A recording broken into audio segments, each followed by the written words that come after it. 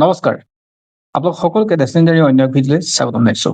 আৰু আজিৰ ভিডিঅ'ত আপোনালোকৰ সন্মুখত আলোচনা কৰিম 2026 বৰ্ষত কৰ্কট ৰাশিসকলৰ কেনে যাব।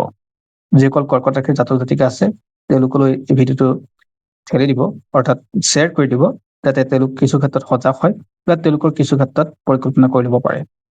অৱশ্যে এয়া সামূহিক বিশ্লেষণ। নিজৰ জন্মকুণ্ডলীৰ যিটো ৰাশি চক্ৰ বা যিখন জন্ম কুণ্ডলী হয় অৰ্থাৎ সেইখনৰ অনুসৰি কিছু ক্ষেত্ৰত ইফাল সিফাল হ'ব পাৰে।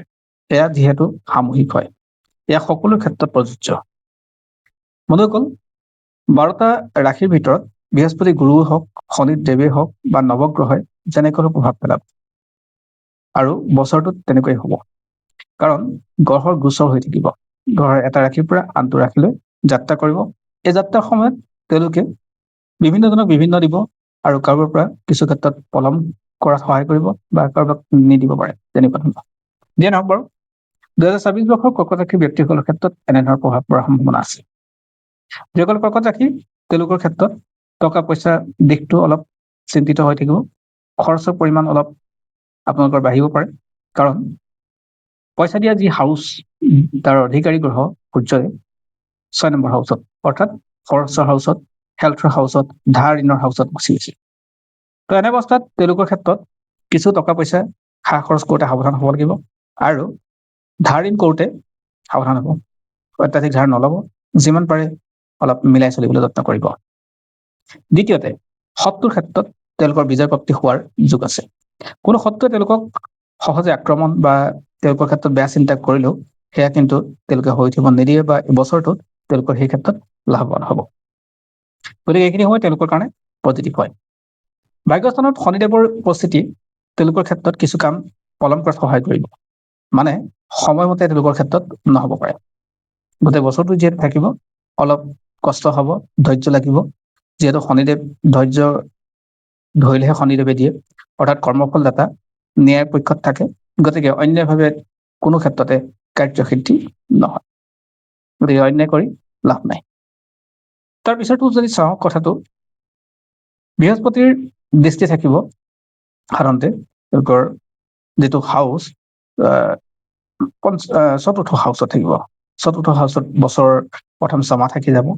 আৰু চতুৰ্থ হাউচ হ'ল মাতৃৰ হাউচ, আৰু মাতৃৰ স্বাস্থ্যৰ ক্ষেত্ৰত উন্নত হ'ব, প্ৰপাৰ্টিৰ ক্ষেত্ৰত তেওঁলোকৰ কাৰণে পজিটিভ আহিব।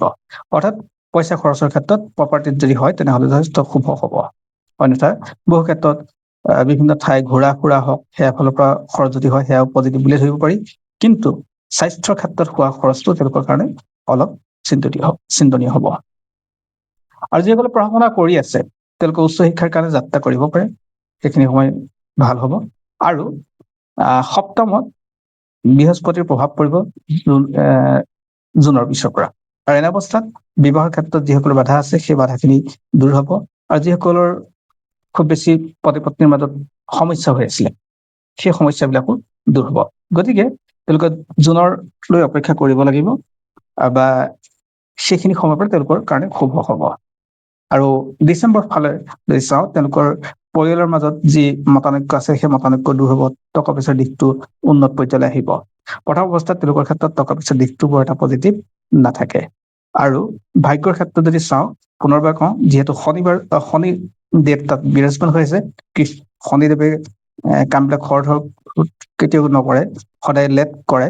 আৰু তাৰ বিপৰীতে জুনৰ পিছৰ পৰা বৃহস্পতিৰ প্ৰভাৱ যেতিয়া ভাগ্যস্থানত পৰিব, সেই ফালৰ পৰা কিছু ক্ষেত্ৰত কামৰ গতি খৰ হ'ব বা তেওঁলোকৰ ভাগ্য কৰ্মস্থানৰ ক্ষেত্ৰত অলপ হ'লেও উন্নত হ'ব।